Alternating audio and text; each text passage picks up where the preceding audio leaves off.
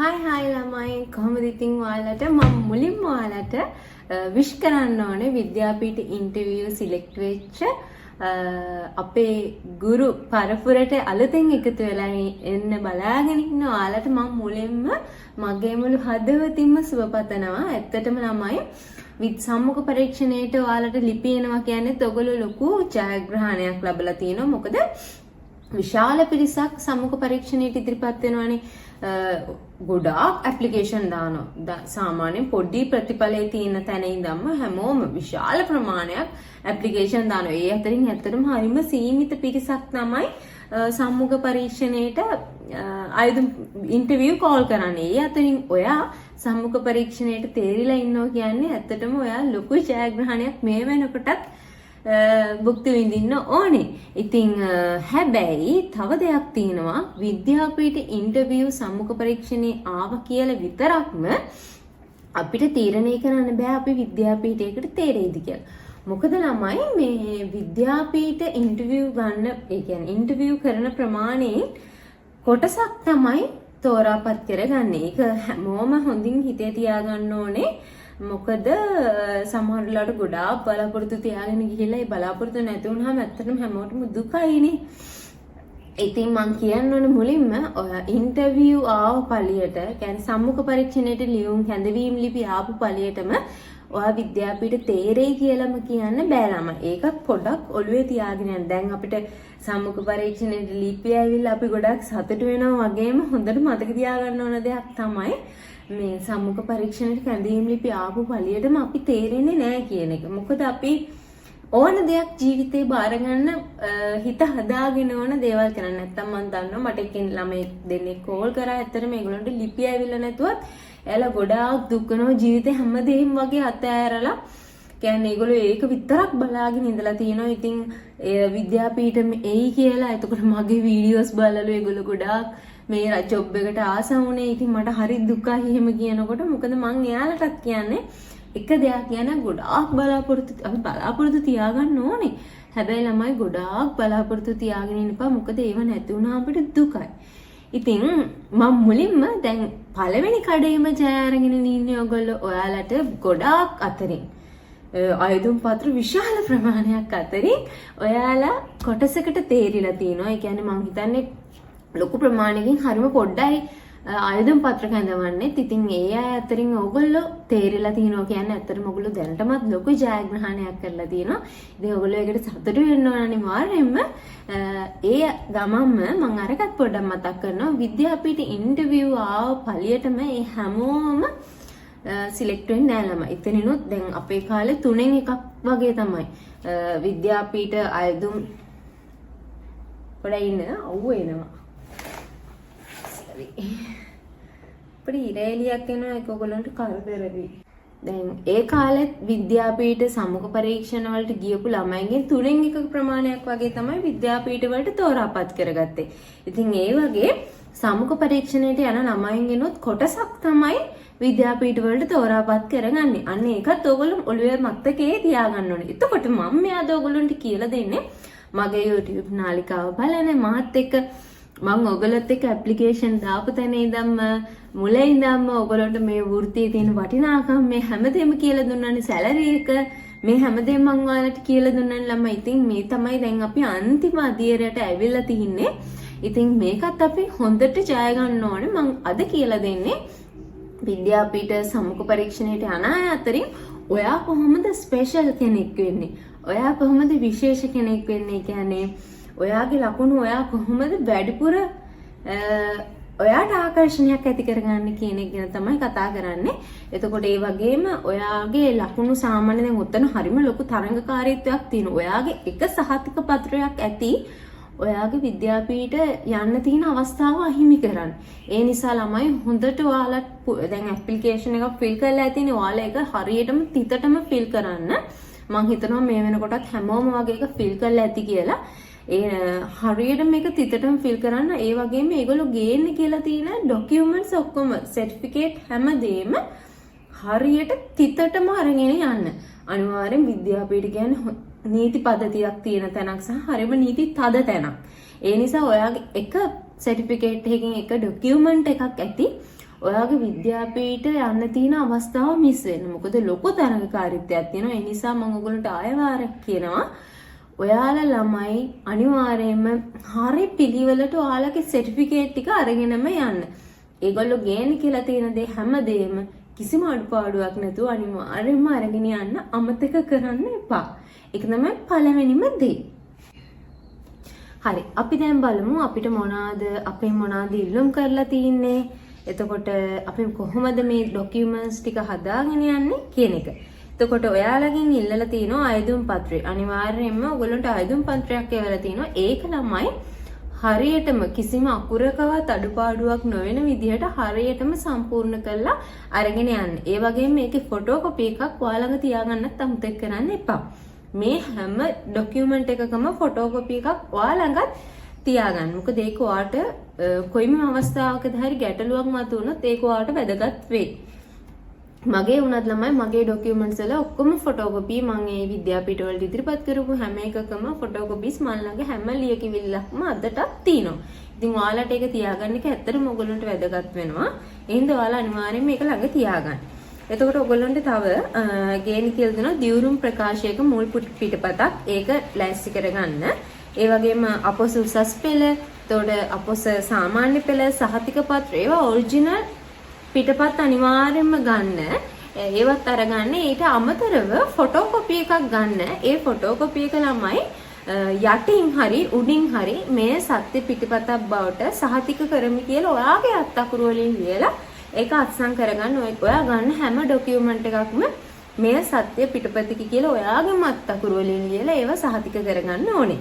එතකොට තව පස්සේ මේ උපැන්න සහතිකයක් ගේන්න කියලා තියෙනවා. ඔයාලා උපැන්න සහතිකෙත් අරන් යන්න. මේ හැම එකකින්ම ඊපස්සේ ඔයගොල්ලෝ විද්‍යාපීඨයට සමුහ පරීක්ෂණයට කැඳවීම් ලිපියක් එවන්න නැතිනේ ඔයගොල්ලන්ට. අන්නේ කැඳවීම් ලිපියක් ඔයාලා අරගෙන යන්න ඕනේ. මම මේ කියන හැම ડોකියුමන්ට් එකකම ෆොටෝකොපි එකකුත් අනිවාර්යයෙන්ම ඔයාලා ළඟ තියාගන්න. ඒ වගේම තවත් ෆයිල් එකකට ෆොටෝකොපීස් වෙනම දාන්න.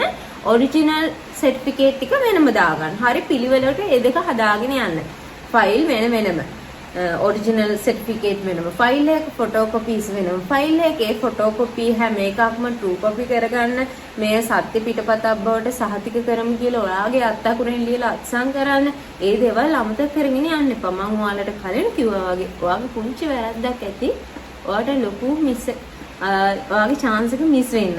ඒ නිසා අනිවාර්යෙන් මේ දේවල් නිවැරදිව කරගෙන යන්න ළමයි. හරි, ඊට පස්සේ ඔයාලට තව පාසලෙන් හෝ පිරිවෙනක අධ්‍යාපනය ලැබුවා නම් එහෙම නැත්නම් පාසලක අධ්‍යාපනය ලැබුවා නම් ඔයාලගේ අස්වීමේ සහතිකයක් ඇති. අන්නේ සහතිකයත් අරගෙන යන්න. එතකොට ඒකේ ෆොටෝකොපි එකයි ඔරිජිනල් සර්ටිෆිකේට් එකයි දෙකම අරගෙන යන්න. මම කිව්වා වගේ ෆොටෝකොපි එක අර විදිහට සහතික කරගන්න. ඊට පස්සේ තව ඔයාලට ඇති චරිත සහතික ග්‍රාම නිලධාරීවරයාගෙන් ඒ වගේම පාසලේ අන්නේ චරිත සහතික ටිකත් ඔයාලා අරන් යන්න. ඒ හැම එකකමත් ෆොටෝකොපීස් වෙනම ෆයිල් එකක අරගෙන යන්න. අමතක කරන්න එපා. ඊට පස්සේ ළමයි ඔයාලට එතනට ගියාට පස්සේ ඔයගොල්ලෝ මගෙන් අහලා තිබ්බා කොහොමද යන්න ඕනේ කියන එක. ඒකත් මම කියන්නම්. ඊට කලින් මම ඔයාලට මේ ලියකියවිලි ගැන විස්තර ටික හරියටම කියලා ඉන්නම්. දැන් මේ වෙලාවේ ළමයි ගොඩාක් එළියේ වහිනවා සද්දේ. මට මේ වීඩියෝ එකට ඒක බාධාවක්ද මන්ද ඔයාලට මම කතා කරන එක ඇහෙනවද දන්නේ නැහැ හොඳට. මම පොඩක් හඬ වැඩියෙන් කතා කරන්නම්, වොලියුම් එකත් වැඩි කරන්නම්. මට මේ වීඩියෝ එක දැම්ම කරන්න ඕනේ මොකද ඔයගොල්ලන්ට නැත්තම් මේකට ඉන්ටර්විව් එකට ලෑස්ති වෙන්න වෙලා මදි නිසා මම බැස්සි වුණත් මම මේක කරනවද මේ මම ඇත්තට වීඩියෝ එක දාන්න චුට්ටක් පරක් වුණ එකට සෝරි හැමෝගෙම. ඇත්තට මට මේ අවුරුදු දවස්වල එහෙම ගියපු එකත් එක්ක මගේ අධ්‍යාපන වලට පොඩ්ඩක් අඩාලා තියෙන්නේ. ඒවා බැලන්ස් කරගෙන නිසා චුට්ටක් ඔයගොල්ලන්ගේ වීඩියෝ එක දාන්න පරක් වුණ එකට ඇත්තටම සෝරි ළමයි. හැබැයි මම ඔයගොල්ලන්ට අවශ්‍ය වෙලාවට දැම්ම කියලා මම හිතනවා. හරි, ඊළඟට මම කියන්න ඕනේ ජීවදත්ත පත්‍රිකාව ගැන. ඔයාලට දීලා තිනවා ඔයාලගේ අවිවාහක බව සනාථ කරන්න. ඒ වගේම තව ඔයාලා රජයේ ගුරුවරයෙක් නෙමෙයි, රජයේ විශ්වවිද්‍යාලයක ලියාපදිංචි වෙලා නැහැ. මෙන්න මේ කියන තොරතුරු පුරවන්න ඔයගොල්ලන්ට කොටස් දීලා තිනවා. ඔයාලගේ ආයුධම් පත්‍රේ මේවා සම්පූර්ණ කරලා සමාදාන විනිශ්චයකාරවරයෙක් කරහා සනාථ කරගන්න. එතකොට ළමයි සමහර අය ඉන්නවා සමාදාන විනිශ්චයකාරවරු සමහර අය ඉන්නවා තමන්ගේ ප්‍රදේශයට විතරක්, සමන්ගේ දිස්ත්‍රික්කයට විතරක්. එහෙම කෙනෙක්ට කියලා නෙමෙයි මුළු දිවයිනටම සමාදාන විනිශ්චයකාරවරු කියලා කොටසක් ඉන්නවා. අන්න එහෙම කෙනෙක් බලලා සහතික කරගන්න. එතකොට අර මං කිව්වා වගේ හැම ෆොටෝකොපි එකකම අනිවාර්යයෙන්ම යටින් තමන්ගේ අත් අකුරෙන් ලියන්න මේ සත්‍ය පිටපතක් බව සනාථ කරමි කියන එක ලියන්න. එතකොට තව ඔයාගේ මොකක් හරි නමේ පොඩි හරි වෙනසක් තියෙනවා නම් අකුරක හෝ වෙනසක් තියෙනවා නම් අනිවාර්යයෙන්ම දියුරුම් ප්‍රකාශයක් කරා යන්න අමතක කරන්න එපා. මෙන්න මේ දේවල් තමයි ළමයි ඔයගොල්ලන්ට සහතික උතර ලියකියවිලි වශයෙන් ගත්තොත් අරගෙන යන්න තියෙන්නේ. එතකොට මම කියන්නම් තව මගෙන් අහලා තිබ්බා ඉංග්‍රීසි පාඨමාලාවට ඉන්ටර්විව් යන අයට ඉංග්‍රීසි වලින්මද ඉන්ටර්විව් එක තියෙන්නේ කියලා. ඔව් ඉංග්‍රීසි වලින්ම තමයි ඒ අයට ඉන්ටර්විව් එක තියෙන්නේ. ඉතින් ඔයගොල්ලෝ ඒකට පොඩ්ඩක් සූදානම් වෙලා යන්න ඔයා ගැන පොඩි විස්තරයක් ඉදිරිපත් කරන්න. එතකොට පොඩි ලොකුවට බය වෙන්න එපා. හැම ලොකු දෙයක් වෙන්නේ නැහැ එතන. එතකොට ඔයාගෙන පොඩි විස්තරයක් ඉදිරිපත් කරන්න. අහන දෙයකට පොඩක් උත්තර දෙන්න. මෙන්න මේ වගේ දේවල් තියෙන්නේ ලොකුවට බලලා යන්න එපා ළමයි. ලොකු දෙයක් නෑ. ඉන්ටර්විව් බෝඩ් එකේ ටීම් ඉන්නවා. අපේම විද්‍යාපීඨ ලෙක්චරර්ස්ලා තමයි ඉන්නේ. එතකොට යාලා ඔයාලගේ සුදුසුකම් ටික බලයි. ඒ කියන්නේ අත්‍යවශ්‍ය මේ සර්ටිෆිකේට් ටික. එතකොට මේ ඉසෙඩ්ඩාගේ තියෙන සර්ටිෆිකේට් එක අරන් යන්න. එතකොට මෙන්න මේ දේවල් ඔයාලගේ බලයි. ඔයගොල්ලෝ මේ තීන අර දියුරුම් ප්‍රකාශයෙම බොරු දාලා පුරවන්න එපා ළමයි. මොකද ඒවා කොතනදී හරි අහු වෙනවා. දැන් සාමාන්‍යයෙන් ඔයා විවාහ ගිවිසගෙන ඉන්නවා කියලා හිතමුකෝ. අනේ එන්ගේජ් වෙලා ඉන්නවා නම් ඔයා ඒක හංගගෙන මෙතෙන්ට බොරුවට අවිවාහකයි කියලා ලිපියක් අරගෙන ගියත් සමාදාන විනිශ්චයකාරවරයාට කියලා සනාථ කරගෙන ගියත් ඔයා මේක මේ විද්‍යාපීඨය ඇතුලේ ඉන්නකොට හරි අනිවාර්යයෙන්ම අහු වෙනවා. එතකොට ඔයාට වෙන්නේ අර ඔයා ඉගෙනගත්ත ඇකඩමික් කාලේට ඔයාට රජයෙන් ගෙවනවනේ ළමයි. මොකද මහපොළ කියලා සල්ලි දෙනවා. එතකොට ඒ ගෙවනේ ඔයාට අධ්‍යාපනයේට රජයෙන් වියදම් කරපු ගාන ඔයාට ආයෙම මේ රජයට ගෙවන්න සිද්ධ වෙනවා. ඉතින් එතකොට ඔයාව අනිවාර්යයෙන්ම විද්‍යාපීඨෙන් අයින් කළා දානවා. ඒ නිසා ඒ වගේ බොරු දේවල් කරන්න එපා. මේවා හරියටම ෆිල් කරන්න. මේ ඇත්තම විස්තර දාලා මේ දේවල් ෆිල් කරන්න. මොකද මේවට කොහෙත්ම බොරු කරලා යන්න බෑ. ඒ නිසා ඒක මතක තියාගන්න. එතකොට අර ඉංග්‍රීසි වලින් ඉන්ටර්විව් එක තියන අයට ඉංග්‍රීසි වලින්ම තමයි ඉන්ටර්විව් එක තියෙන්නේ. ඉංග්‍රීසි කෝස් එක ඇප්ලයි කරලා තියෙන ළමයින්ට. එතකොට ඔයගොල්ලන්ට ඒක ලොකුවට බය වෙන්න එපා. මෙහිම ඉන්ටර්විව් බෝඩ් කීපයක් තියෙනවා. ඔයගොල්ලන්ගේ අංකය අනුව යන්න තියෙන්නේ. එතකොට ඒ වෙලාවේදී ඔයගොල්ලන්ට වැඩි වෙලාවක් ලොකුවට ඔයගොල්ලන්ගේ ඉන්ටර්විව් කරන්න බය වෙන්න එපා. ඔයගොල්ලන්ගේ සර්ටිෆිකේට් ටික බලනවා. තව පොඩි විස්තර මොනවා ටිකක් ඔයාලගෙන් යන අහනවා. එතකොට ඔයාලා ඒක හොඳ පෞරුෂයකින් අනිවාර්යයෙන්ම ගුරුවරයාට හොඳ පෞරුෂයක් තියෙනවනේ. ඉන්න හොඳ පෞරුෂයකින් කතා කරලා කෙනෙක්ට දැක්කම ප්‍රියමනාප විදියට කතා කරලා ඒ ටික කරගෙන එන්න. මොකද ගොඩාක් වෙලාවට ඔයාලගේ ඉසෙඩ්ඩාගෙන මේකෙදි බලපාන්නේ. ඉතින් ඒවත් අමතරව අර ඉතුරු සර්ටිෆිකේට් එක තමයි ඔයගොල්ලෝ බලන්නේ. ඒ නිසා ඔයගොල්ලෝ අනවශ්‍ය බයක් ඇති කරගන්න ඕනේ නෑ මේකට. අනිත් දේ තමයි ඔයගොල්ලෝ මගෙන් අහලා තිබ්බා යන්න ඕනේ කොහොමද කියලා. මොන වගේ සාරි හැට්ටයක් දන්නින්න ඕනේ, මොන වගේ සාරි එකක් දන්නින්න ඕනේ. මෙන්න මේ වගේ ප්‍රශ්නත් ඔයගොල්ලෝ මගෙන් අහලා තිබ්බා. මට ඒවට රිප්ලයි කරන්න බැරි වුණා. සමහර ඒවාට මම රිප්ලයි කරා, සමහර ඒවාට රිප්ලයි කරන්න බැරි වුණා. මම මේකෙදි ඒකටත් උත්තර දෙන්න. ඇත්තටම ළමයි අපි ගුරුවරයෙක් වෙන්නනේ යන්නේ නේද? එතකොට අපි මාරම උතුම් වෘත්තියකට තමයි යන්න හදන්නේ. ඉතින් එතකොට ගුරුවරයෙක් කියපු ගමන් අපිට මැවෙන චිත්‍රයක් තියෙනවනේ. ලස්සන සාරියක් ඇඳලා, එහෙම නැත්නම් ඔසරියක් ඇඳලා අන්න ඒ විදිහට තමයි අපි එතනට යන්නත් ඕනේ. හැබැයි ඔයගොල්ලෝ හොඳට මතක තියාගන්න මම ඔයගොල්ලන්ට පොඩි ටිප් එකක් දෙන්නම්.